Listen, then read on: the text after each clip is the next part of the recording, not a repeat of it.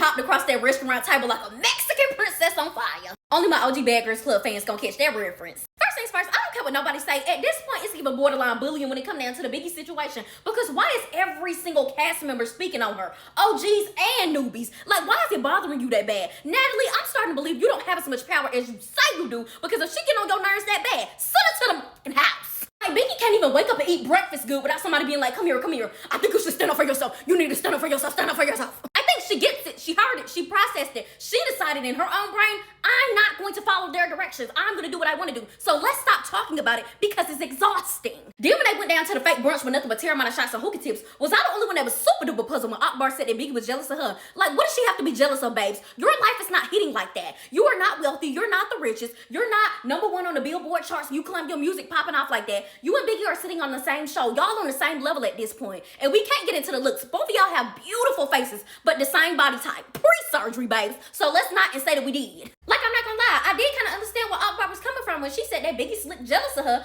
because she's mad that the other girls are perceiving her well. Like, they took her in day one. Oh, Abar, I love you. And Biggie don't get that. Biggie been begging for that. She wants Natalie to accept her. She wants Natalie to put her on the good Christmas list. She don't want to get a lump of coal each season no more. Like, and she's trying to figure out how somebody came in for 2 to 3 days and everybody took them in, and everybody's on her side. Everybody's understanding what Abar is saying. Everybody, poetry.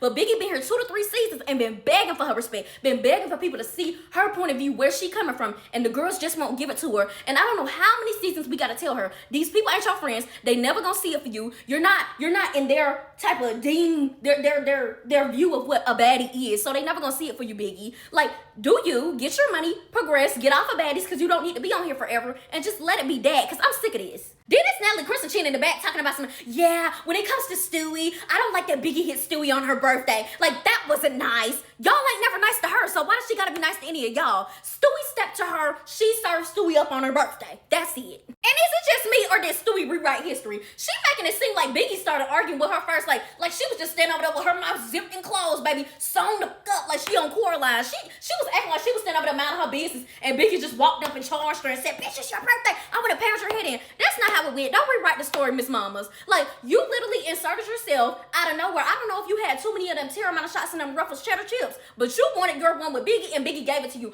I just think that you was used to seeing Biggie not step to the plate and really hit the girl, so you felt like, oh, I can take her. I can just throw this and she'll see, like, I'm gonna throw this and she ain't gonna do nothing. And that's not what happened. You talking about some, you can't sit with me. Baby, don't nobody want to sit with you. The only people at your table is Krishan the Barbarian and Blueface with them kindergarten tattoos. And Rolly Rick James Foley, I've been trying to spare you and leave you alone on the side because you've been looking good, you've been staying out the way, but please don't ever speak on the DTB and take the Bleach Monster situation when it come down to Grandma P. Like, you don't know nothing about what's going on. You keep saying that they need to leave Grandma P alone. Meanwhile, every scene we seeing Grandma P starting with them. Like, people be minding their business, doing what they doing. Here come Grandma P, you less than beautiful. Yeah, that stiff ass bob moving, ain't not moving back and forth, but the head bobbing like that. Like, Rolly, please, get your facts straight before you speak on something. Because Grandma P been searching for camera time in any place that she can get it. Like, if she can't get at Tink, and Tink don't want to fool out lie and rumble with her, she gonna run at Diamond and vice versa. Like, hun, I don't really care about all that. I don't care about Diamond tag teaming her. I don't care about the girls jumping on her because she started with Diamond. Talking about some, you was looking at me crazy. Okay, you want to thump? Today, we finna thump forever. And do you see what I mean by the girls are always talking about Biggie? Like, Tank, I'm really starting to love you. But baby, Biggie heard you. She heard you the first 40 times. She don't need it 40 extra times after that. She heard you. You said stand up for herself. She not gonna do it. Like, all of y'all be bombarding the girl. It's becoming too much. Then you got Natalie sending the text at the same time to Rolly Rick James Foley talking about some invite everybody but Biggie. It's like, babes, like Biggie said, y'all ain't gonna eat anyways. All y'all got is Terramana shots and hookah tips. Also, the other day, I kept on asking myself, like, what do I know Jasmine from? What do I know Jasmine from? Y'all, she 42 Doug X. That's the one down to the 2020, down to the COVID, down to the quarantine. That was with 42 Doug and they got the organ on the internet. And she said, I ain't finna be arguing with no yes, nigga.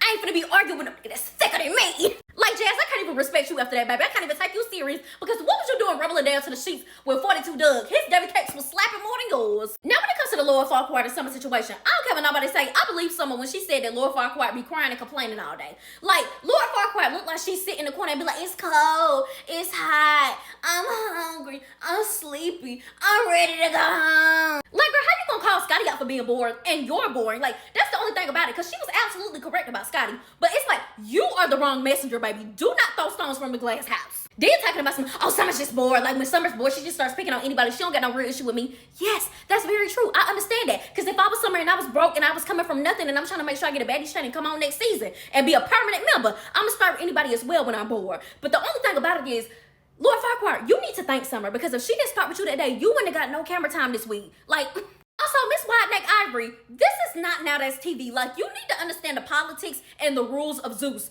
Zeus likes dialogue. You keep saying that the girls need to either fight or okay. That's not how Zeus works. That's how Now That's TV works. If you don't want to fight, they send you home or they tell you need to be quiet. They put you in another room, they send you packing, they send you back on a spirit flight.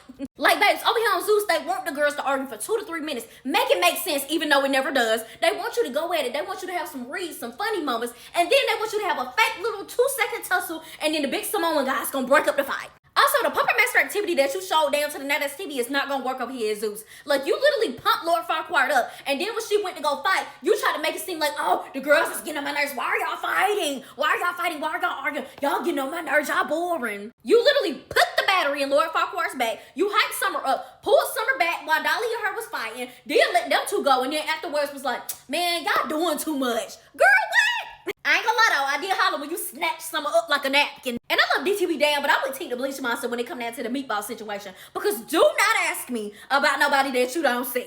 Like I done said 1,000 times, when they got down to this lunch with no food, once again, it was the on Biggie show. Like, Natalie made sure she lets everybody in the room know she's disgusted with Biggie. Like, then it's her trying to play it off to my, I never said Biggie couldn't come. I just said, like, just leave her home. That's the same thing. I was so glad that Rolly jumped in and was like, no, you literally said bring this person, that person, that person. Make sure you don't bring her, but bring those girls and make sure you come stat pronto. Also, Anna Mac been rubbing me wrong a lot lately, but one thing about it, she did try to speak up for Biggie and speak on behalf of Biggie about her not being invited, but they cut her off when she was talking. Let's look at Taseki though. Taseki never speaks up. She never has any facial expression. She does not care about Biggie. The only person she has any emotion for is Anna, and this is what I want Biggie to realize. Like, that's not your friend. Neither one of them really go friends, but at least Anna tried. Also, I don't care what nobody say. I feel like Lemmy Pepper served Abar up with an eviction notice the night before. I feel like he went to her room and was like, hey, Biggie threw something at you. You did not buck back. You kept one of the tongue wrestle. You jumped in a private car, went to the next city by yourself, showed back up, still running your mouth, and you not putting on the show. You not really tussling. You not really about that like that. When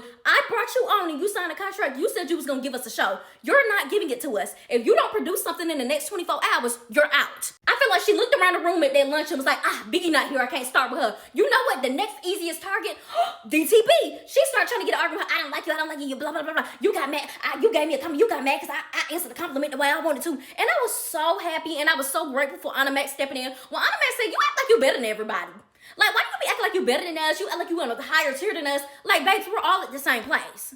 And a lot of y'all are young, so y'all don't really know Abar V like that, but let me let you know, she is ignorant, very ignorant. She voted for Trump, she's a colorist, she's fatphobic, even though she was fat previous to her getting surgery. So it was very fitting for her to turn to looks, talking about some, you're ugly, look at your face, my face card is eating yours. Like, honey, you're jealous of me, you're jealous of me. What does somebody have to be jealous of? Like Diamond said, you look like a Q-tip, you have duffel bags under your arms, nobody's jealous of you. You say that you're known for music, but nobody knows your music. And the last straw was her saying that Diamond booty don't jiggle. Like, girl, be for real. You really just wanted to know where Dr. Diamond went to. And I don't blame Diamond. I'm tired of hearing about the tooth. I would have jumped across the table with Will and knocked her dead in her face. Then this Abar acting like she really about that life. Babes, you get beat up all around Atlanta. I've seen so many videos of you in the past week of the girls tearing you up down to the projects, down to the ATL. You're not like that. You and Diamond tied up. I feel like Diamond really did not want to fight. Diamond didn't think it was going to come to that. She didn't really think she was going to get to tussling with nobody that night. But you started with her, so she gave you a show. It was a tie. You did not beat her. Then it shows how much of a whack she is, because why would you be spitting during the fight? You already know that's gonna throw somebody off. If we tussling and we hitting and we banging and you in my face, I'm gonna back up and you're gonna be able to hit and continue to throw blows at me. Like, you're a sore loser and you're disgusting. And it's so amazing to me how we only hear from Taseki when it's something about Diamond. Like, whenever Diamond gets into an altercation with anybody, here she go. We don't never hear from her no other time. Like, you're obsessed with Diamond. I don't know what the weird obsession is, but you just feel like everything, Diamond got beat. Oh, she whooped Diamond. I was so glad that Jayla stepped in. Jayla and Anna stepped in and was like, Diamond did not get beat up. That was a tie. Like, what are you talking about? Like, Abar started with her. She's talking about, oh, I thought Diamond had, like, started it with her. What is your obsession? Like, you so-called beat her up. That fight was not what we thought it was going to be. You so-called beat her up, knocked her tooth out. You're so proud of that tooth as well. You keep bringing up the tooth. Like, and that's why she was, when Abar brought up the tooth. Like, it's so lame to me. Like, Taseki, like, it's lame, babes. Between Diamond and that jelly bean situation from last season, I'm starting to feel like Taseki got her man taken by somebody that's dark skinned with a big booty. That's what it's giving.